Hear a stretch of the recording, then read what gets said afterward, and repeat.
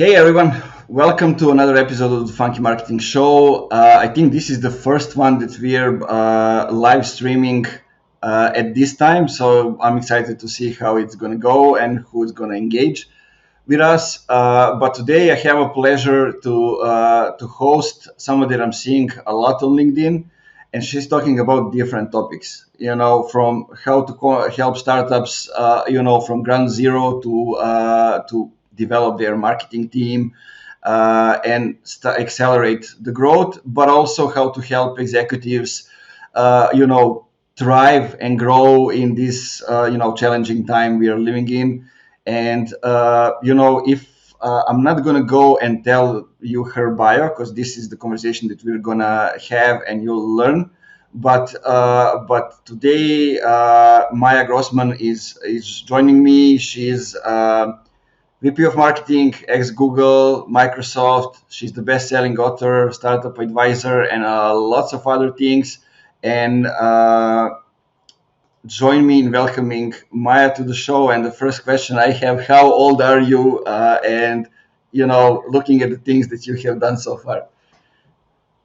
Oh my gosh, starting with how old I am. Okay, I actually turned 40 this year. And I'm very proud to say that because I've learned so much throughout my career. And to your point earlier, I'm a marketer, I'm a career coach, I'm an author. And it's been a really interesting journey to kind of combine all of these together and figure out what makes me happy. Yeah, I think we all know I'm like 37, going into 38. I think that's the time when we actually figure out, what are the things that makes us happy and, have kind of a balance. It doesn't need to be one thing that we are doing. It can be lots of other stuff combined together along with, with things we do outside of work. I know, but for the longest time, I thought the only way to be fulfilled is to have a great job. I didn't really think about anything outside of my job. I only focused on I need to be a marketer and I need to be the best marketer. And then a couple of years ago, almost by mistake, I was talking to a couple of people. I was giving career advice, something I've done for the past 15 years, but I was repeating the same advice. So I ended up writing it down, and somehow that career advice turned into a book. And I realized, hey, I can do other things that really make me happy. And I can even bring them together and do marketing and career coaching and help, to your point, startups, right? But also help the executives who are stepping in and building their career in marketing. Yeah, that's actually one of the questions I wanted to ask you. Like, how much did actually publishing a book help you in in accelerating the career and maybe nailing the way you want to go, or maybe giving you different perspectives on the journey? Yeah. Well, honestly, the reason why I actually decided to write the book is I wanted to help more people. So my one word, the one thing that drives me is impact. And it was never about how many books I can sell, but rather how many people can I help. And I think in doing that, I also thought, okay, how can I get people to even know that I wrote a book, right? I'm not this famous author, I'm not a celebrity. So I started posting some of my advice on LinkedIn, and slowly I built a community. And I think that aspect, building in public and serving other people and sharing advice, that is what really helped move my career forward, because it just helped establish some of my work, as helpful, and it helped establish me as a bit of an expert in my field. And it doesn't hurt to tell people I wrote a book, but I don't think that aspect necessarily opens doors. It's more about what you do in the day to day and how you help people. Yeah, actually, the whole process of writing a book is and actually building the community around it. That's something that matters. Yeah, exactly. As they say, like you're actually selling the book while you're writing it. Like sharing the snippet, sharing advice, and everything else. And then what you're gonna do next. Well, you already have a community, have people over there that know who you are and respect you for that. Then you have the book. Okay, I'm the authority, but I have the book also to prove it, and then you can move on. Yeah, and it's been a fun journey. I got to meet so many amazing people. So, funny story, when I started writing the book, I wrote a couple of chapters and I asked my husband, who is my best friend, to take a look. And he read the first couple of chapters and he said, "Babe, I love you, but this is not good. You can do so much better. I've seen you write so much better." And I couldn't figure out what was not working. So I was building the community at the time. I was sharing content and I just asked people, "Hey, would you jump on a call with me? I want to give you free career advice." And just by talking to people, and I ended up doing more than 100 free career coaching calls. Like a good marketer, I wanted to do customer research and I learned what people cared about, what were their biggest problems, and more importantly, how they want to be communicated, how they want to consume that information. And what I learned is that people really want stories. They don't just want the template or the playbook, they want to see how things happen in real life. And that's why I decided to incorporate so many of my own personal stories just to make it more relatable and show people some of the wins, but also a lot of the failures so they can avoid them. But just acting like a marketer really helped me create a book that resonates with people. Yeah, it reminds me of what I've been doing this morning. I've been writing my about section because we redesigned the website and did the change in messaging. And like those words you are saying, I think something similar is in my about section. So it's good to know that I'm on the right way. But tell me, there is one thing that caught my attention, and I want to ask you so we can get into the conversation into more details. And you said you are designing experiences that take prospects from thinking what is this to saying I want this. And I think this is the question that lots of companies ask themselves. How can I do this? So maybe you can go a little bit into that. Yeah, of course. It actually goes back to what I just mentioned about customer development. So I think too often companies or marketers make the mistake of thinking, "Oh, I just need to define my ideal customer and then I'm going to outline all of my features and sell them." But that doesn't necessarily make people care. People care about things that impact them. They either want to increase pleasure or avoid pain. And unless you actually have a conversation with your customer, you may miss out on some of the most important aspects of that. Because if you're not the target customer, and even if you are, one person is not enough, you really want to understand how your customers think. So, in going from what is this to I want this, you actually go through the customer journey. You talk to people, and here's one of the biggest things that people ask me: "Okay, great, I want to talk to my customers, but what does that mean?" And they come up with a list of questions, and those questions are always targeted at their product and their features. And what I say is actually very different. Go have a conversation with your customers with no agenda. Just listen to them. Just ask them, "What does your day to day look like? How do what are your biggest challenges? How have you been solving those challenges so far?" You know what? Even talk to them about their latest vacation. Just build a relationship and let them tell the story from their perspective. And the more you do that, the more you realize, hey, there's actually a trend. A lot of our potential customers are saying the same things. And when you actually focus on what they need, not what you're trying to sell, everything changes. That's when you can use their own words to sell your product. And that's what I've done throughout my career to really help companies differentiate in really busy and competitive markets. Yeah, I totally agree. I mean, knowing your customers and who you're talking to is so important, and we repeat it at least on this podcast, almost in every episode, and still people don't get deep enough into those things because you need to understand your customers, on a deeper level than just business. I Amen. remember talking about MBA, about fishing, about different things, and seeing, okay, 3 out of 4 custom types of customers that we defined as ICPs, love fishing.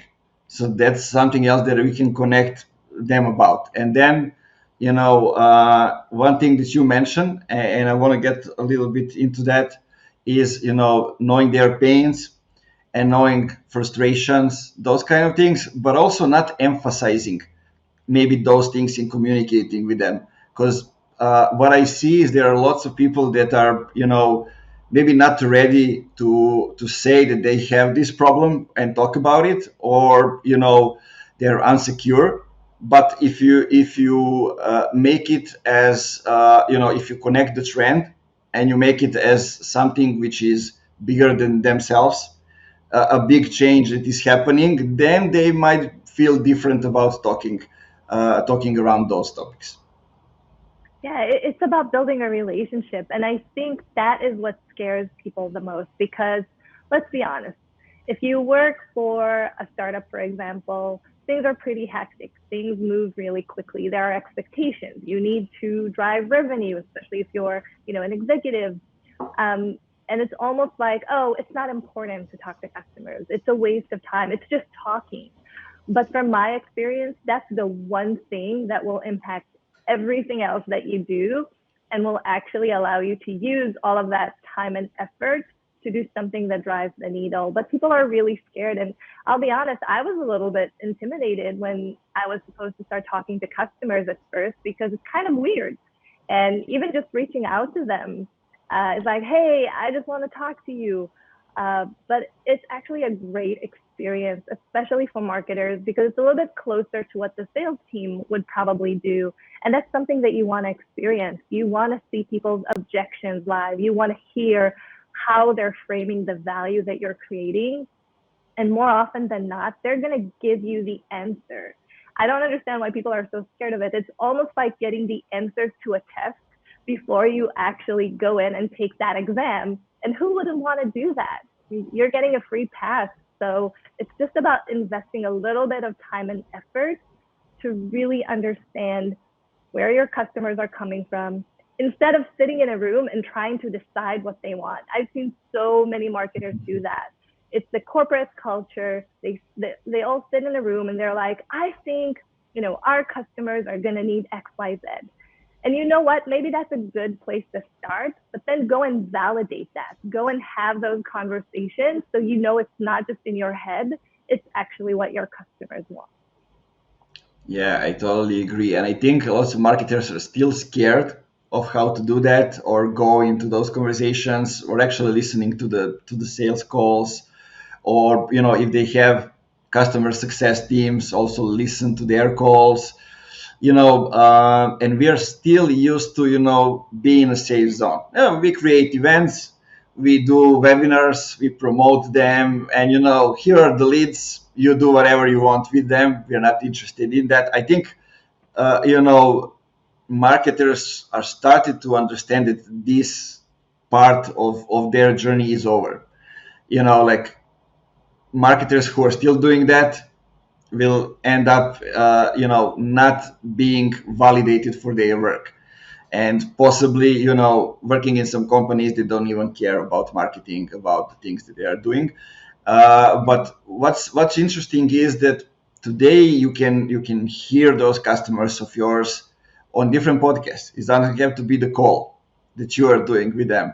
And when it comes to being scared of doing those things, you know just saying to a customer like, listen, I'm the new CMO in the company, and I'm here to see how I can help you better use your products and get the better value of the money you're spending with us.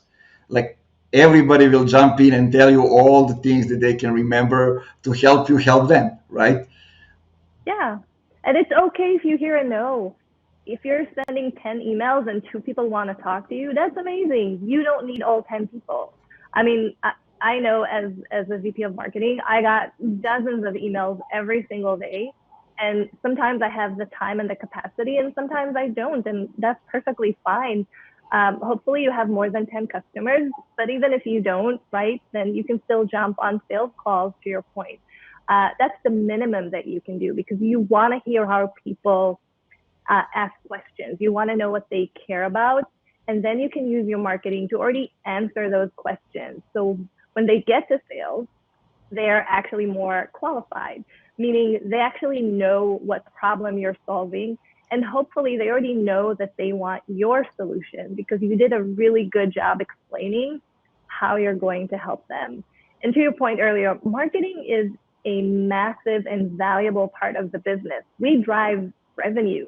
If your team is not doing that, then you're not doing marketing. Marketing is not just brand. It's not just, writing blog posts, because if all of that doesn't actually convert into dollars, then you're not doing your job. And I think it's a huge and important shift because that makes marketing that much more important. That is what makes our work that much more impactful.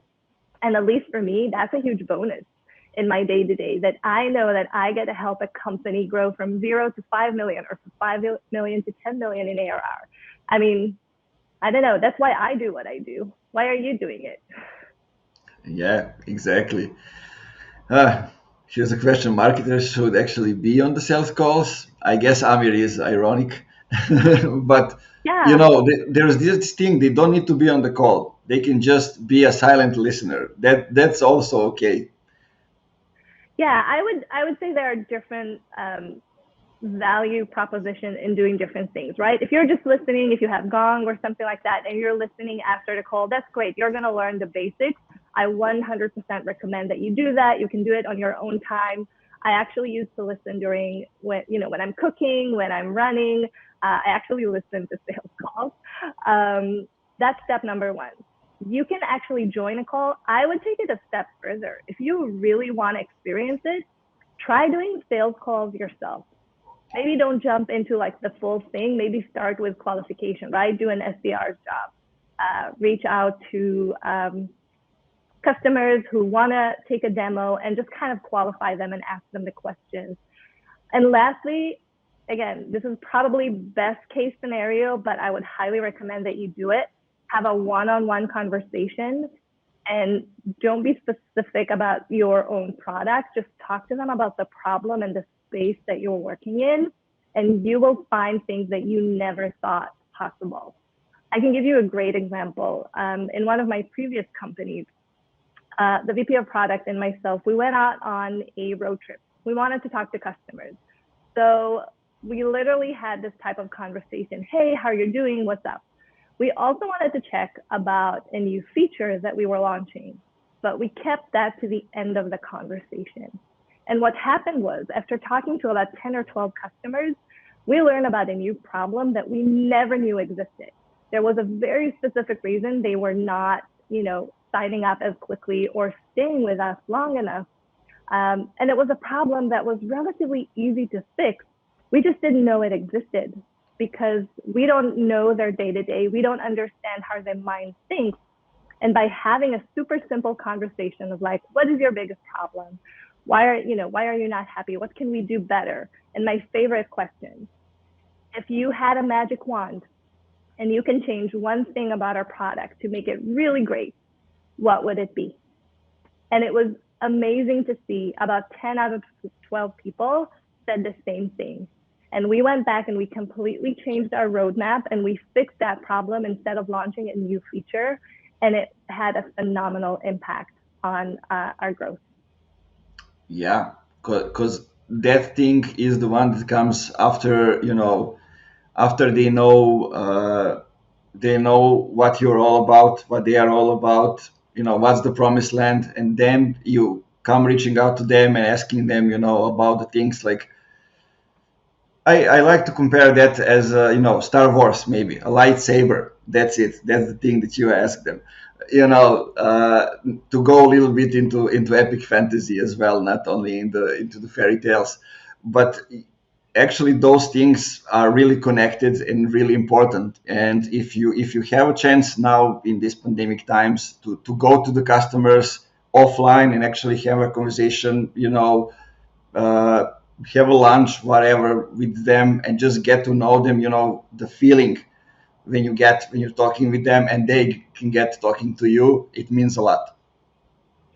Yeah, and there's a really nice hack to do that also, by the way.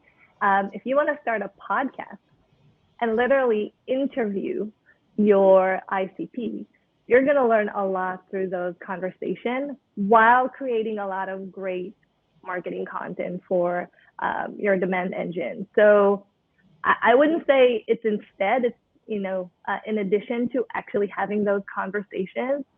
But look, if you just joined a new company, right? It's your first 30, maybe 60 days, you can probably afford to spend 10 hours speaking to 10 to 15 customers to really learn what they need, because that will impact how you build your strategy. That will impact who you actually recruit for your team. It's going to impact everything. So I would say start with that. Yeah. I didn't want to say that because I'm saying that all the time. Thank you for saying that. And I mean, usually when marketing comes into the company, there's a sales team out there. Usually that's the situation, and sales team usually have at least like 100 sales accounts they want to close. So just using that and inviting all those people on the podcast as a long-term relationships that needs to be built, it means a lot, and it accelerate the growth a lot, and it helps you not only with connecting with them and closing those accounts, but also, as we talked about, developing the product further or the services, whatever it is, seeing what are the touch points that you are maybe missing, how's the decision making process going, where do they go to look for a vendor when they need it, or where they go to educate themselves. Those are all important things that you can find out only if you talk to those people. Like I remember working with a company that had an ICP of developers, and it's hard these days to get developers because they are in the small It's communities. very tough. And they Yeah, also don't like marketing. of course. I mean, they're on LinkedIn basically, they're running away from it because they just get spammed by recruiters and by offers and those kind of things. But you know what? What did we find by interviewing them? We found out that, that they're into the small communities, especially those from the companies they were talking with, are in the small communities that are gathering around board games because they want to actually work with other developers. They're into board games because others would be bored if they don't play them. And also, what we find out is that the content that they are seeing around those topics that we ask them is not good. So what the company did is, ask one of their developers if they would, for the same salary, if they would change the position and start writing content for developers. And it Okay. changed the shift. That is, first of all, that is phenomenal, because what most companies would do is go and hire a copywriter that knows absolutely nothing about your industry and create generic content. The fact that you already Mhm. went to an SME, to an expert, that is probably the best advice I can give marketers. And I've seen it over and over again where I join companies and, oh, we work with these two external copywriters. And while I appreciate that you can learn about a topic, it is so different when you have an expert. And that's why I love the podcast idea, because you don't have to create the content. You don't have to be the Yes. expert. You can bring in other people and learn from them. And in that way, you learn, but also you help the community grow and learn. So I love that you did that. That is a huge and valuable tip for anyone listening. If you really want to create meaningful, valuable content, you need someone who's an expert to actually write it. Yes, you can create some SEO generic evergreen content. I actually don't believe that's the winning strategy in 2021, almost 2022. Yeah, I totally agree. Because, I mean, it all depends who's your target group, but still, you need to write those articles for the people and, to actually give a new perspective on the things, not to target the keywords. That's the main Yeah. difference. The point is adding value, not adding blog posts to your blog. It's much better to have 10 pieces of content that people actually read and enjoy than having 100 that no one actually sees. Yeah, and I wanted to clarify one thing because usually we talk about the things and we just mention add value, but we don't explain it. So I think it becomes one of these generic advices that we all give.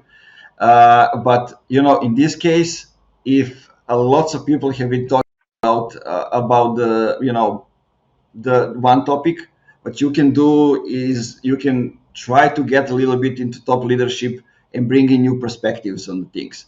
So for example, how you are doing things differently than the others, what do you see that others don't see, those kind of things. And then it's the top content on the same topic but with a new perspective, and it get differentiated when people are looking for it to find.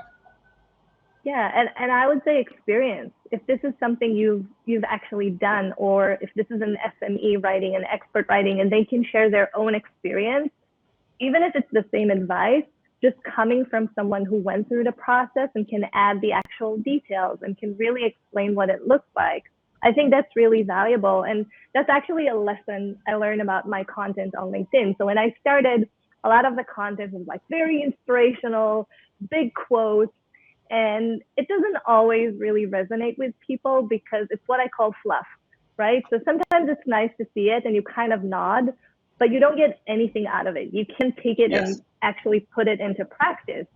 So I changed my content and I try to write the most practical advice I can share. Like, here are 3 things you can do right now, or here's how to do it so that you would actually see the benefit. And that what ended up resonating with people, the fact that they can actually put it to use. And I think it's the same for your company. If you really put content out there that is valuable and people can use it, I think that is what will end up resonating with them.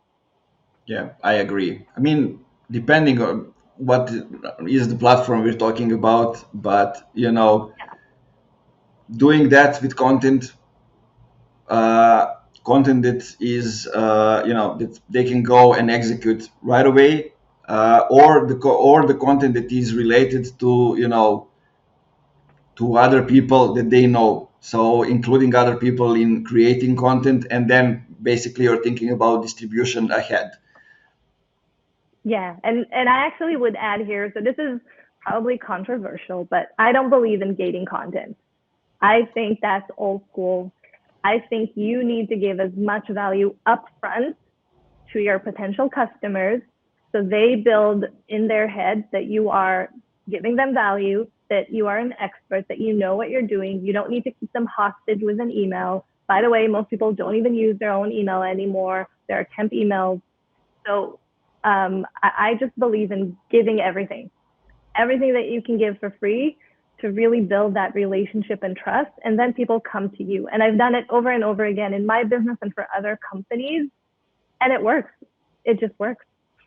Same experience. So yeah, we agree on that. So tell me, let's talk hypothetically. If we are a startup and we are in a phase that we need to start building a marketing team, what's that phase? When do we as a startup think that we need marketing, or how does that happen? Because there are lots of conversations around that. Should we add marketing from the start, or we add it later, or how does it go? What's your experience? Yeah. Oh my gosh. It's definitely going to vary. It depends on the industry. It depends on the CEO. But as a rule of thumb, I would say this. I would probably think about bringing different types of marketers at different times of the company growth. So, for example, if you're relatively early on and you're still trying to figure out who your audience is, that might be a great time to hire a product marketing expert because they can really help you with going to market and really understanding who your customer is, what we just talked about. They can help you build the messaging and the positioning. They can build the initial sales enablement. So even if you have one salesperson, they can really help you build that story and see what works. So if it's very early on, maybe a product marketer. When you have something that works, when you know, okay, this is my ICP, now I need to go and scale this. This is when you want to bring in a demand expert and potentially marketing ops That's actually a big one. I used to wait to hire marketing ops, and now I think it's one of the first people you need to bring on board because you want to build the infrastructure and you want to build it right from the get-go, because fixing it later and updating Salesforce or whatever you're using is not fun. It takes weeks and weeks and Yeah. weeks. And it You do not costs. want to do that. It costs a lot of money as well. Um, and I think that's also a good time to start thinking about bringing in a marketing leader, right? You want that executive that can start thinking strategically. So if you have something that works, even if it's small, and you want to scale it, that's step number one. But now you need to think about the next quarter and the next year and how do you double revenue, not just grow it by 10%. And that's when you want to bring in a leader and someone who can really work with the CEO, work with the executive team to think about the future and not just the day to day. Yeah. So it gets me to the question that I've seen, I think, a couple of weeks ago, who talked about it. I think Gaetano Dinardi, my friend from Brooklyn, and some other people. Seeing like different VPs of marketing and CMOs, not knowing how to, go into the CRM and check out things on their own or do those kind of stuff to kind of get their heads in the dirt and check some things on their own instead of waiting for somebody from the team to actually give them the reports or anything. So what's your take on that? Should they just be somebody that builds a team, thinks strategically, do things from that level, or they should be somebody that has also done things before and has built themselves up to that point when they can now talk about the strategy. Now they know who they need in the team for it to be successful, and on and on. Yeah. I'm not sure there's a right or wrong answer because I've seen both work. And I think it also really depends on the company and organization. If you're working for a smaller startup and you have a tiny team, then you'll probably be expected to do some hands-on work. So you definitely need to know a little bit more. I think what is very important for a leader is to not necessarily understand how to go into the systems, but how to analyze the data. So you may not know Mm-hmm. how to use the CRM, but if you get the report and you look at the data and you can turn it into insights because you have enough experience, because you understand how customers think, because you understand your own market, I think that's where you bring a lot of value. It doesn't hurt to know how to actually use those systems, but I'm going to be honest, I'm probably not, the biggest expert in SEO. I don't know how to create millions of dashboards in Google Analytics, but that doesn't mean I don't know how to ask the right questions and get the information that I need to make decisions. So I think it's a balance. And I think where I saw the most success for marketing leaders is they are experts in at least one specific field. And for some reason, when CEOs are looking to hire, they are looking for a unicorn. They want a marketer who is an expert in everything. They're an expert in product marketing and demand gen and brand and PR. First and foremost, that does not exist. I don't know anyone who can do everything that well. And if you do, I would like to meet them.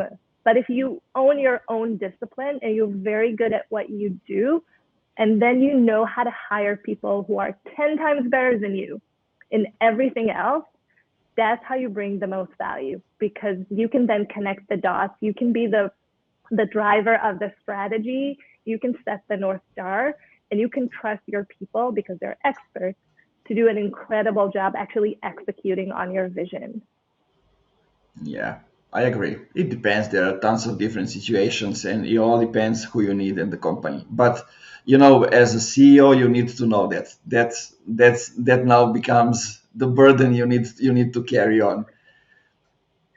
Well, I definitely tell that to CEOs whenever I do consulting.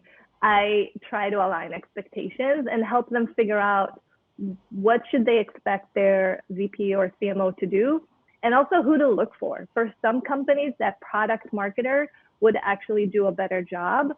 And for others, they want the demand expert. And once you figure out what direction you want to go, the hiring process also becomes easier because you actually know what to expect and you can evaluate people on, the results that you want to drive and not on some really broad spectrum of capabilities.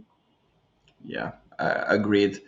Amir asked another question. I think we can maybe elaborate a little bit about it. I guess he joined us a bit later because you talked about marketing being responsible for the revenue and results and those kind of things. But he asked, like, can we also talk about the conversation these days about how marketing will be accountable for revenue, like sales is?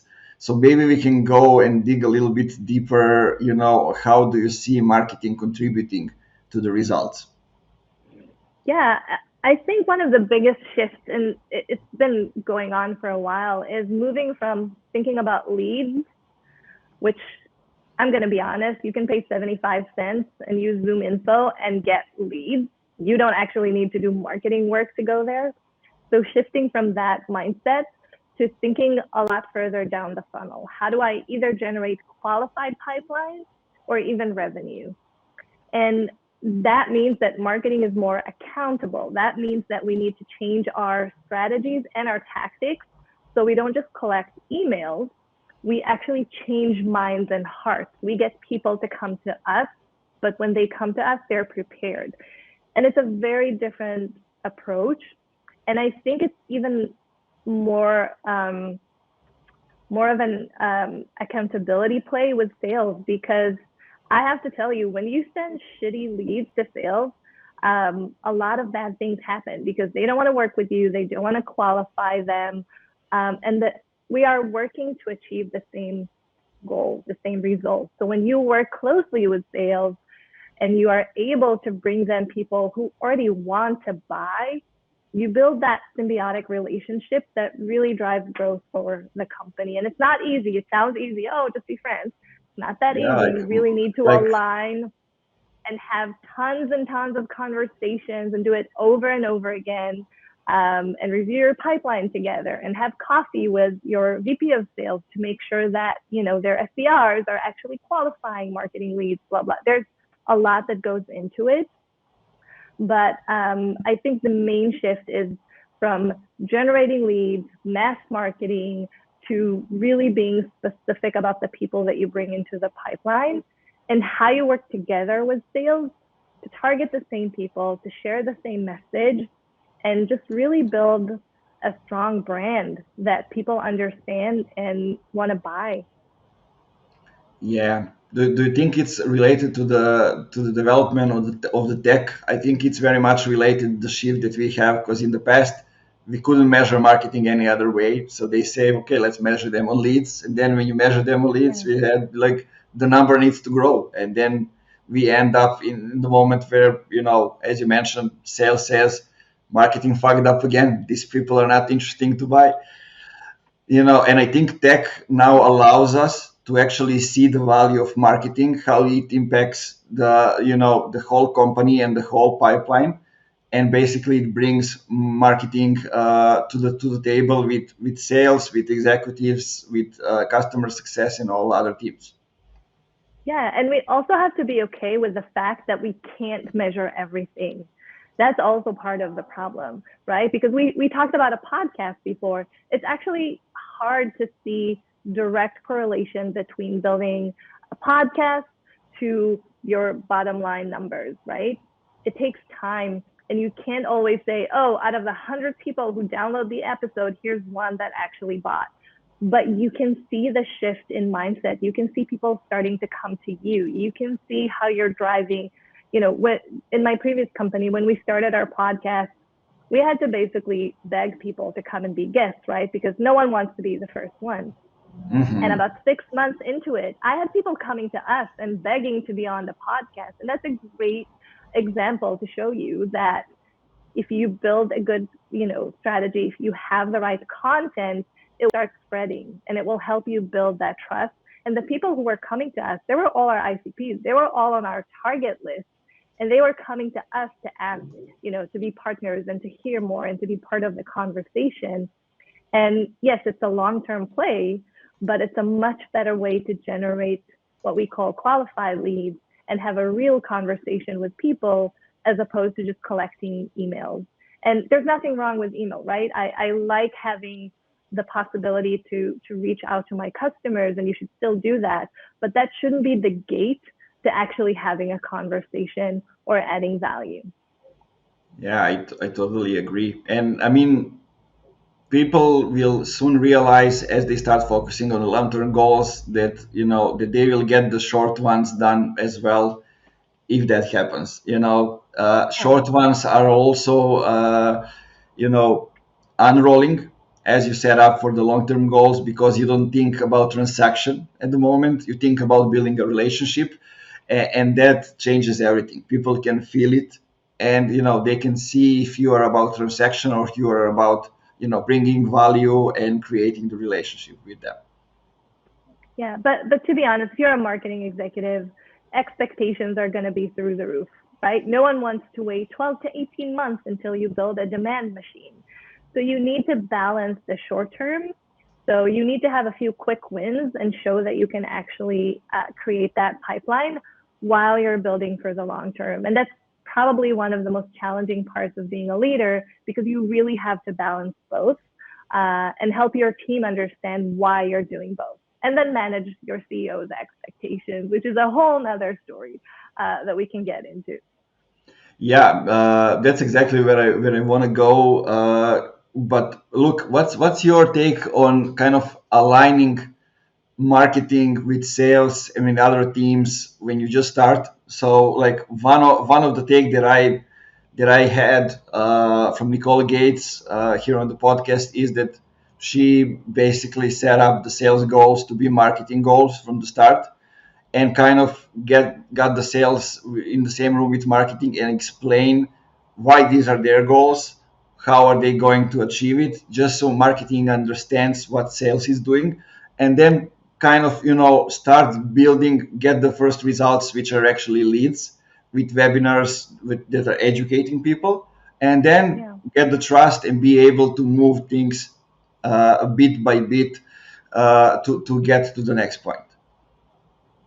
Yeah, and I love that approach. I think the first thing I did with my sales leader is aligning on those goals. So especially because I was early into my role, it was basically, okay, what are your sales goals? What do you need me to do to make your team successful? So yes, making sure that there's alignment, but also in a way that marketing is serving sales. We had a weekly meeting where I asked, what are your top priorities? What do you need my team to deliver for you? And some days it was, sales enablement, or, sometimes it was, we really need to look at the pipeline. And we had a weekly meeting where we literally went over Salesforce and we looked into the pipeline and we all looked at the numbers and we all agreed on the numbers. And our product marketing team would meet with the AEs every 2 weeks to ask them, hey, what's not working? What do you need from us? So instead of working in silo, really accepting that we're building the same thing, we're moving towards the same goal, and the only way to achieve it is if we work together.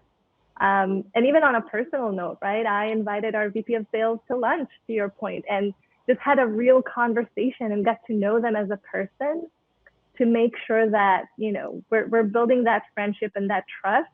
So when things go wrong, and sometimes they go wrong, he has my back and I have his back, and we have a united front when we come in front of the executive team. Yeah, that's so important.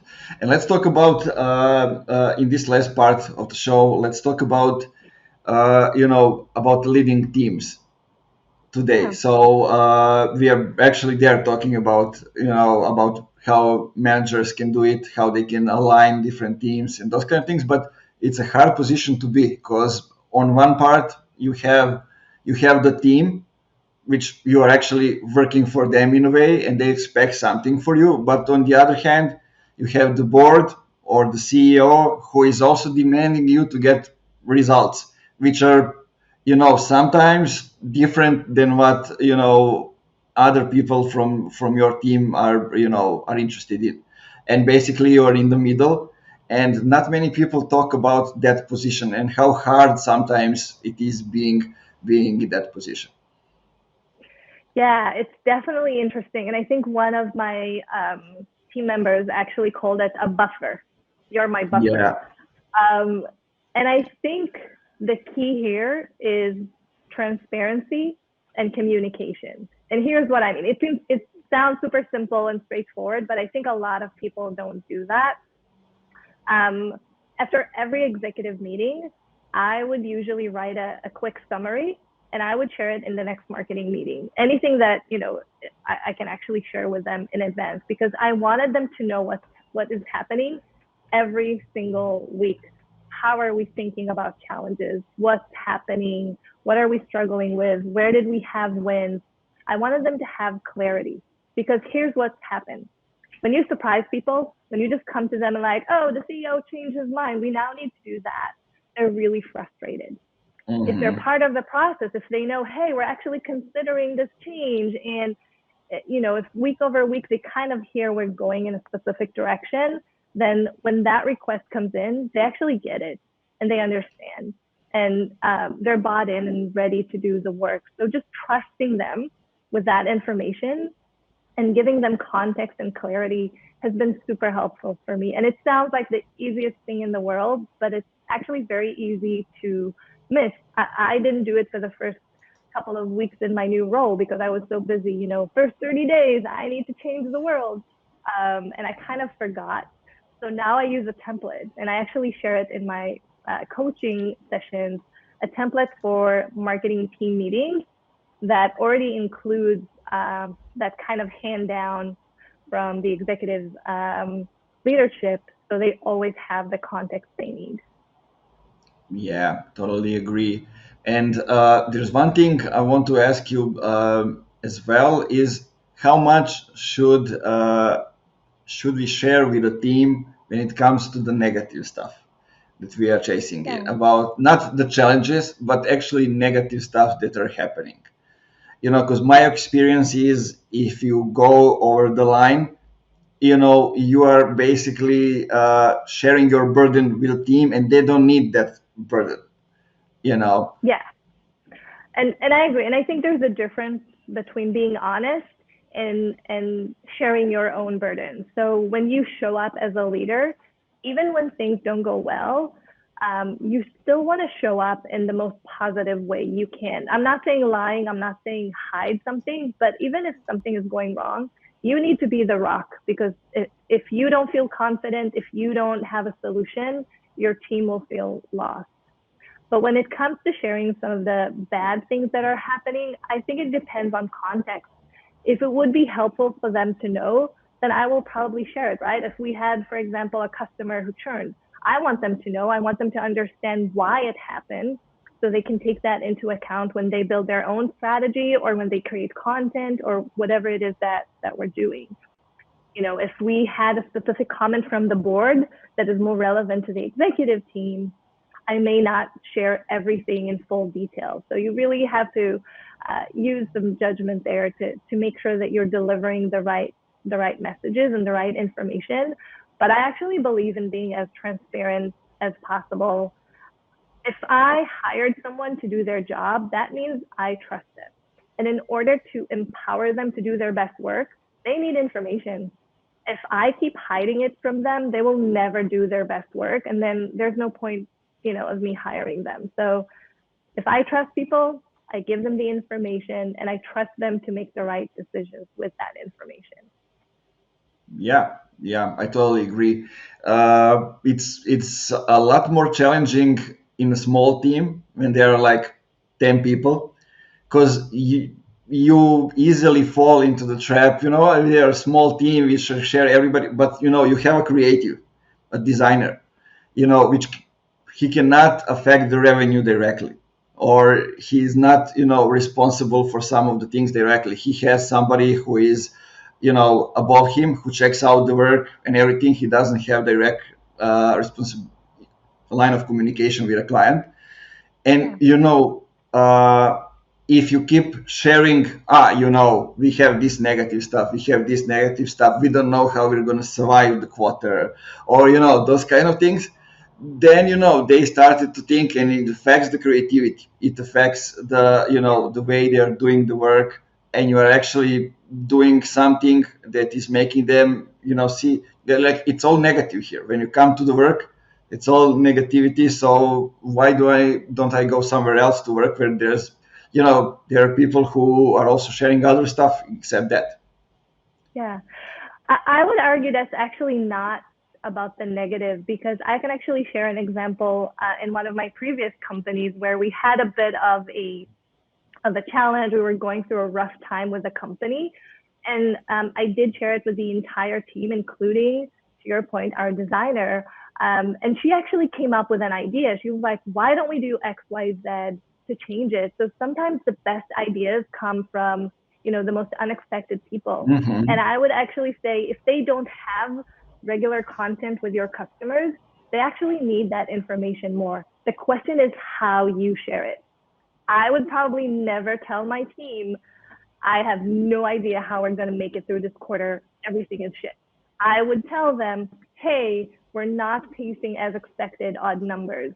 Let's have a brainstorming session. I want you to come up with new ideas on how we can accelerate growth. So it really depends on how you approach it. And that's not lying. I would still show them the numbers. I would still be honest that this is not the best situation to be in. But I would approach it from a positive perspective, from a learning perspective of how can we fix this? And I would give them the power to help. It feels really annoying that someone tells you, oh, this is the biggest problem we have, but I don't want you to do anything about it. If you hired great people who are motivated, they probably want to help. It's their way to grow and learn. So you want to include them and make sure that they're part of the conversation. Yeah, and basically, if you have trust in them, you hire them after all. I mean, what's the worst thing that can happen? I mean, you doing the work, right? As you would do without them anyway. So, but in most cases, they might surprise you with something good, because they have the confidence. You hire them, you gave them some task to do. You encourage them, and you give them the freedom. So, if everybody has that in their work, I guess they would have, better results anytime than if they don't have it. Yeah, and I mean, that's how I grew in my career. My managers gave me opportunities and included me and allowed me to try different things. But I also always knew that I had a security blanket, because they always had my back. And this is something I tell my team: no matter what you do, I will always have your back. Whatever happens is my responsibility. So have the freedom to make mistakes. Nothing is a mistake if we learn from it. But what I also encourage them to do, and I think you really need to understand how people learn. Some people really need the hand holding. They really want you to approve every single step. You'll do it a few times, they'll learn, and then they'll have the confidence to do it themselves. Other people are like, give me the goal, I'm going to figure it out, hands off. And once you figure out who needs what, you can really make sure that you align your leadership style with what they need. And that's how you allow them to thrive. Because you know what? Some people actually need that support, and they want the communication, and they will touch base with you every single step. But that's okay, because all you have to do is say yes. It's not about how you're doing the work. It's just you giving them the confirmation that they need. And some of your superstars are just going to go out and do whatever, they think is best. And if you build a good enough relationship, they will come to you if something is wrong. They're not going to try and hide it. They're going to be really honest, and then you can solve problems together. But if you don't take that risk, then you didn't hire great employees. You hired people who execute your orders. And I don't think that's leadership. Yeah, I totally agree. That's a great perspective. And I mean, giving them freedom, and just letting them go and do the work can work. If you have uh, A-class employees, which is not happening. You maybe have one in the company. In most cases, you have none, because But those are why? rare people. You hired them, hopefully. No, no, no. I want to say something different. But for all the others, they can be great in what they do. But you need to have the pattern for them, to follow. I mean, when I say pattern, I want to say you need to have at least some kind of processes, because then people can have freedom inside that. And if they are not A players, in most cases we have maybe C or D players. It all depends. Not everybody can be a great leader and lead Yeah. the others and be one of a kind. So by having the process, it enhances their abilities as well. Yeah, I agree. And it's funny. I don't remember where I read it, but you can think about your team as superstars and rock stars. So superstars are the Yeah, people I who remember that. seriously, That's a great one.